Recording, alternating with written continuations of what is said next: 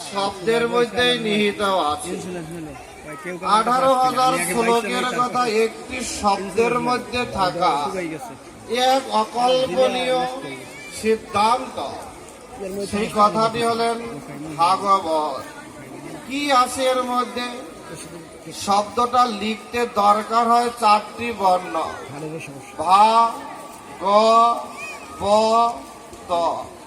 এর মধ্যে কি আছে?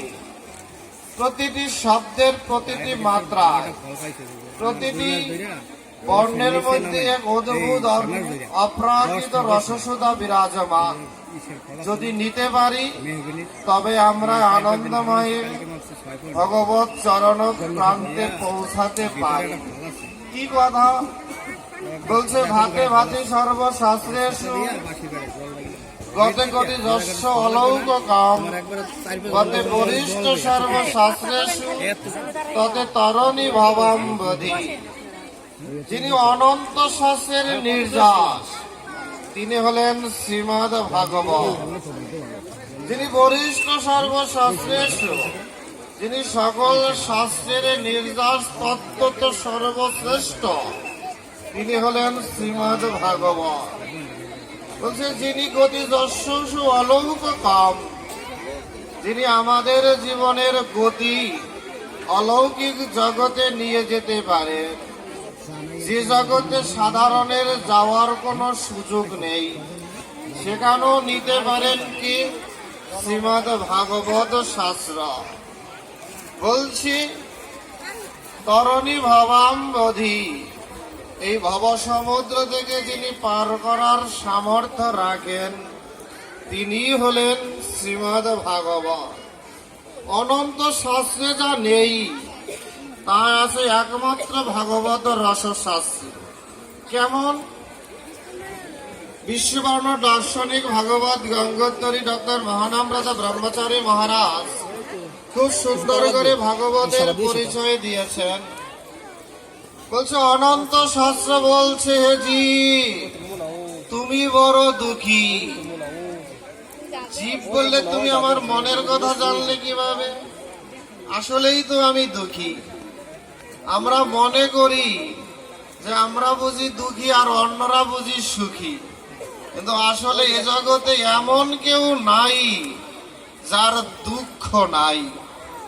সবাই আমরা যা চাই তা কিন্তু পাই না, যা চাই না তাই বেশি করে পাই। কি চাই?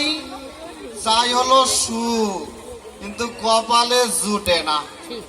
চাই না দুঃখ, এমন কেউ নাই যে যার কপালে দুঃখ নাই। এজন্য ভাগবত সুন্দর করে বলছে, আমরা অনেকে দেখলে মনে করি অর্থ আছে, বিত্ত সম্পত্তি, জনবল আছে, মনে হয় সুখী। ভাগবত তাদের দিকে তাকিয়ে বলছে, না রে বাবা, বলছে যার যতবারে তালা তার ততবারে জ্বালা। যার যত আছে তার দুঃখের পরিমাণটা তত বেশি। কারণ মাথা যত বড় ব্যথাও তত বড়। এজন্য কাউকে মনে করা যাবে না সুখী। বিশ্বের সবচেয়ে ক্ষমতাবান ব্যক্তি ডোনাল্ড ট্রাম্প, তার কাছেও গিয়ে যদি জিজ্ঞেস করেন আপনি সুখী কি, বলবে না রে বাবা। আপনি যদি কিম জনের কাছেও গিয়ে জিজ্ঞেস করেন, তার পারমাণবিক ক্ষমতা বেশি, বলবে না রে বাবা সুখে নাই। সারাদিন মাথার মধ্যে কাজ করে কোন দেশে বোমা ফেলবো। তার মানে কি খাওয়া ঘুম হয়? ওরও নির্ঘুম রাত কাটায়। তাহলে আসলে অর্ধবিত্ত সম্পত্তি দিয়ে সব কেনা যায়, কিন্তু সুখ কেনা যায় না। এজন্য চাই যা তা পাই না, যা চাই না তাই বেশি করে পাই। অনন্ত জীব বলছে, তাহলে আমি সুখ কোথায় পাই? তুমি রোগ ধরলে এবার প্রেসক্রিপশনও করো। অনন্ত শাস্ত্রের থেকে শ্রুতি শাস্ত্র বলছে, ভূমৈব সুখম নালবে সুখম অস্তি। একমাত্র ভূমা অর্থাৎ পরম ব্রহ্মেই সুখ, নালবে সুখম অস্তি, নতুবা কেউ তোমায় সুখ দিতে পারে না। এ জগতে কারো সুখ দেওয়ার কোনো ক্ষমতা নেই যদি ভগবান না দেয়।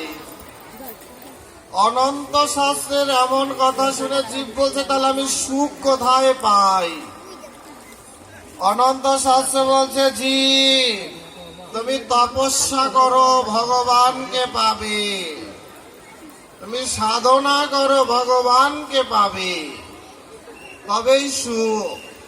ভাগবত 5 থেকে বলছে এই জীবের পক্ষে তপস্যা করা সম্ভব না।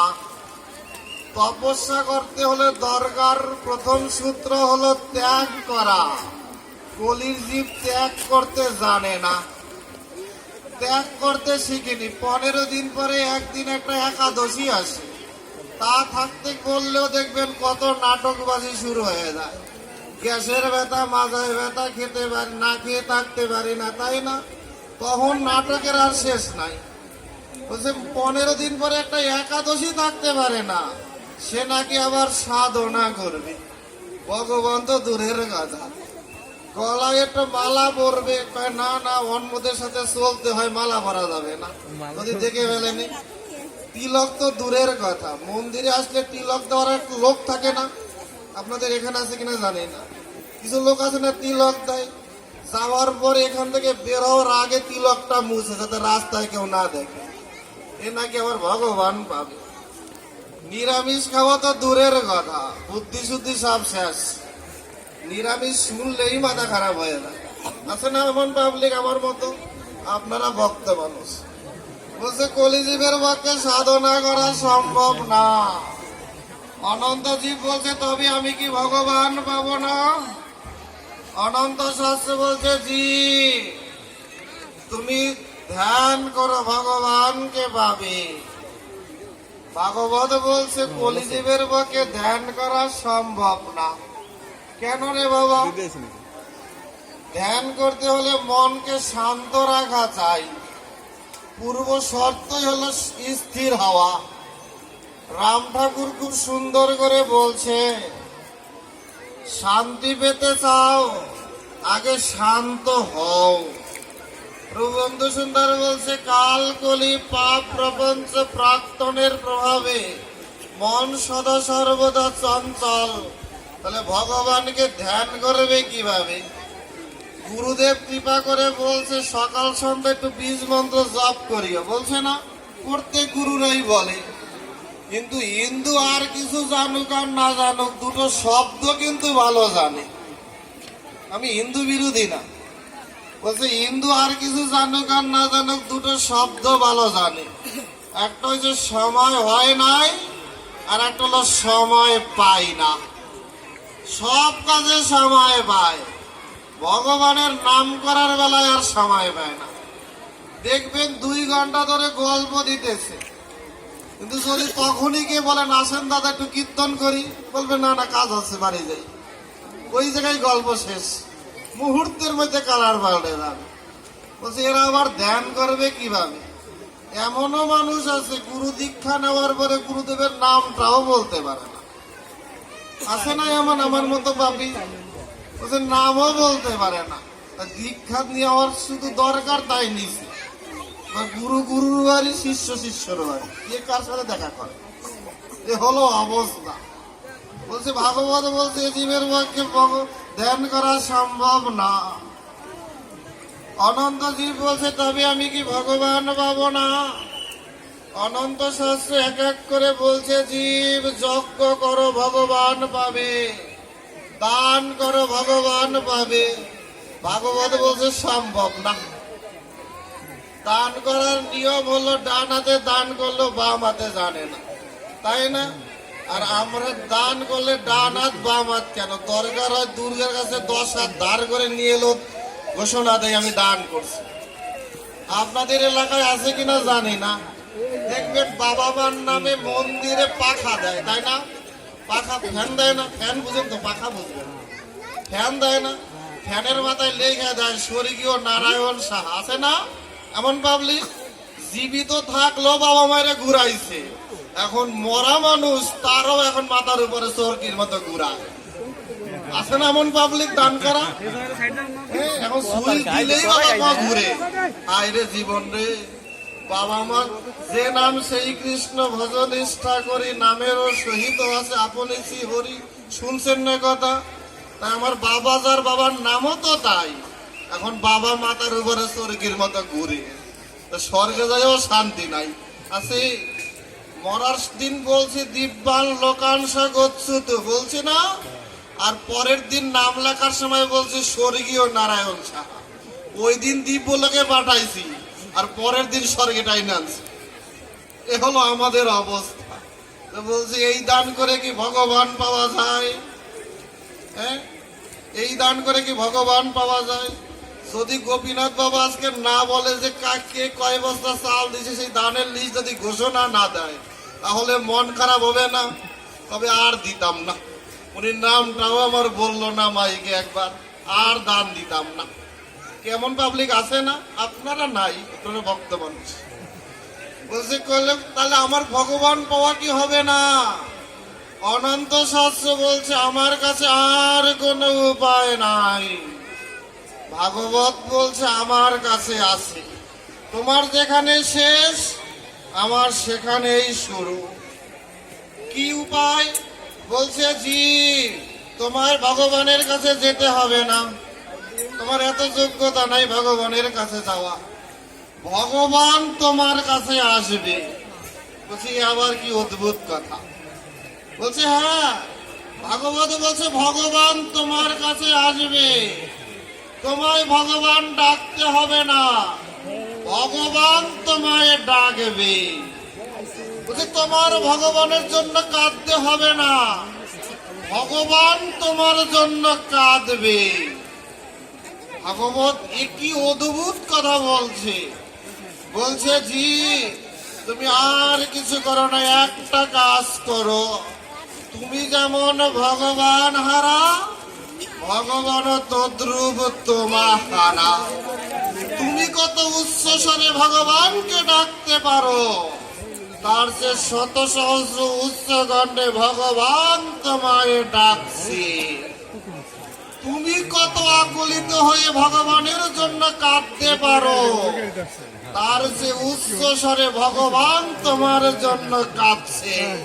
উচ্চ স্বরে কাঁদে প্রভু জীবের লাগিয়া, চেতন করানো জীবে কৃষ্ণ নাম দিয়া। ভগবান ভক্তের জন্য কাঁদে। কি অদ্ভুত কথা।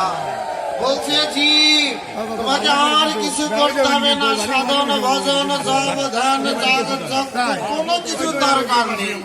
তুমি শুধু একটা কাজ করো। কি কাজ? কাজটা হলো তুমি যেখানে যে অবস্থায় থাকো না কেন, শুধু কান পেতে থাকো, কান পেতে থাকো। ভগবান তোমায় ডাকছে। কান পেতে থাকতে থাকতে ওই যেই দিন ওই ভগবানের ডাক তুমি শুনতে পাবে, সেদিন জগতের মোহবন্ধন সব ছিন্ন করে ওই ভগবানের নামে প্রেমানন্দে হরি বল বলতে বলতে ওই ভগবানের কাছে তোমায় পৌঁছে যেতেই হবে। সেদিন আর কেউ তোমায় আটকাতে পারবে না, কারো সাধ্য নাই তোমায় আটকানো। শুধু কান পেতে থাকো। ভগবত এখানেই বলছে ভজন করতে হয় মনে বনে কোণে। আর দুর্ভাগ্য আমার মতো পাবলিকে, আমরা ভজন করি রাস্তায়, পাটাসরে, কীর্তনের সভায়। আসি না এমন পাবলিক? আপনারা না, আপনারা ভক্ত মানুষ। দেখবেন একখানা মালা গলায় ঝুলাইয়া পাঠের মধ্যে এসে বসে জপ করি, দেখায় আমার একটা মালা আছে। না হয় শ্রবণম মঙ্গলম, না হয় জপং মঙ্গলম। এগুলো নাই ওগুলো না, এটা মালা যে আছে, এটা কি করব? বাড়িতে তো কোনো কাজ নাই, এখানে এসে দেখান লাগে আমার এটা আছে। এই হলো ভজন। রাস্তা রাস্তায় হাঁটি আর জপ করি, ঘরে বসে জপ নাই। মহাপ্রভু এমনি বলে নাই একবার নাম নিলে যত পাপ ধরে, জীবের কি সাধ্য আছে তত পাপ করে। মহাপ্রভু বোকা মানুষ ছিলেন, তাই বলতে পারতেন না পাট আসরে থেকে জপ করিও আমাকে পাবে, কীর্তন আসরে রাস্তায় করিও আমাকে পাবে। বলছি একবার করিও, তবে কায় মনোবাদ। এমনি করলে হবে না, বলছে না? তা আসলে শিখি না। এই জন্য ভাগবতের 3টি বিশেষ বার্তা। ভগবান আসেন, ভগবান ডাকেন, তিনি ভাবনার মধ্যে ভাবনা দিয়ে। এজন্য বললাম ভগবান আসতেছেন, তিনি আমাদেরকে ডাকছেন। আজকের ভগবান ডেকেছেন বলেই কিন্তু এত বড় এই ভক্ত সম্মেলনের আয়োজন হয়েছে। যদি ভগবান না ডাকতেন এই সমাবেশ হওয়ার কোনো সুযোগ নাই। এ ভগবানের অযাচিত কৃপা, গোপীনাথ বাবার কৃপা আছে তো অবশ্যই। তবে গোপীনাথ বাবা ভগবানের কাছে গিয়ে দেখেন প্রতিদিন প্রতি মুহূর্ত প্রার্থনা করেছে, তাকে ডেকেছে যেন আমি আমার মন্দিরের সামনে এমন ভক্তের সমাবেশ করাতে পারি। তাই তার ডাকে ভগবানের কৃপা হয়েছে। তাই আপনারা আজকে সমস্ত মোহবন্ধ ছিন্ন করে পরিবার পরিজনকে পরিত্যাগ করে ছুটে এসেছেন এই মন্দির প্রাঙ্গণে, বসেছেন ভূমিতলে ভক্তের সঙ্গে, যেখানে কোনো ভেদাভেদ নাই। কি পাওয়ার আশায়? একটি জিনিস, সেটি হলো ভগবত কৃপা। ভগবত কৃপা। দশম দশায় রাধারানী সখীগণ বলেছিলেন, হে রাধে, তুমি গোবিন্দকে ভালোবাসো, আমরাও ভালোবাসি। তবে গোবিন্দ তোমায় বেশি ভালোবাসে, তাই আমাদের হিংসা হয়। রাধারানী সেদিন বলেছিল, সখীরে আমার মতো হতে চাও? বলছে, এই জগতে কে চায় না রাধার মতো হতে? কে চায় না? আপনারা চান তো রাধা হতে? চান তো? বলছে, কে চায় না রাধা হতে? বলছে, তাহলে কানে কানে বলে যাই, শুনো মরমের কথা। মরমই জন ভিন্ন, মরমের কথা বলা যায় না, মরমের কথা কেউ বুঝেও না। বলছে, হে সখীগণ, আমার মতো হতে চাও? বলছে, আমার মতো ভাববে যারা, আমার মতো হবে তারা। সখীগণ বলছে, তোমার মতো ভাবনাটা কি? বলছে, সারাদিন থাকি জটিলা কুটিলা আয়ান বসের সংসারে, সারাদিন সংসারের কাজ করি আর কান পেতে থাকি ওই বুঝি গোবিন্দের বাঁশি বাজে। সারাদিন সংসারে থেকেও যখন ওই গোবিন্দের বাঁশি শুনি, জগৎকে পিছনে ফেলে ওই গোবিন্দের বাঁশি অনুসরণ করে ছুটে যাই গোবিন্দের চরণ তালে। তবেই আমি গোবিন্দের চরণ প্রাপ্ত হই, তার আগে নই। তোমরাও যদি আমার মতো ভাবতে পারো তাহলে তোমরাই আমাকে পেতে পারো। আজ আপনাদের এই সুন্দর বদন দেখে আমার সেই রাধারানীর গোপীগণের প্রতি কথাগুলোই মনে হয়। কারণ আপনারাও তদ্রূপ আজ গোপীনাথ বাবা ডেকেছে, আর আপনারাও সবাই যার যার জায়গা থেকে সব পিছনে পেলে সর্বত্যাগী হয়ে সাধুর বেশে, সাধুর কাছে, সাধুর সমাবেশে এসেছেন, যাতে করে ভক্ত চরণ ধুলি কৃপা ভিক্ষা করে ভক্তের অঙ্গে অঙ্গ মিশিয়ে ভক্তের কৃপাকে সম্বল করে গোবিন্দকে পাওয়ার অধিকার রাখে। গোবিন্দ